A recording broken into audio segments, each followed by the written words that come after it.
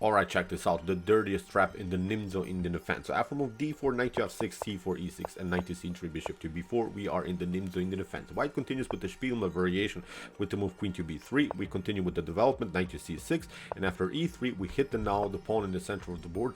Notice there is not enormous pressure around the square d5, but also around the square c3. White continues with the move c5, which is not a good continuation, building this kind of a pawn chain, and the pawn chains are best to be broken in the center of the pawn chain, so that's why we play e5. After d takes e5, knight to e4, continuing the pressure around the square c3. Now comes the dirty part. After bishop to b5, it seems so that the knight on c6 is a little bit overloaded, but it doesn't matter. We play knight to c5 anyway, because after queen to b4, you cannot take, of course, the queen, but now comes the dirty idea. Knight to d3, the royal fork, forcing the bishop to retreat to d3. Now we can pick up the queen because the knight is not pinned anymore. The game is over here for white.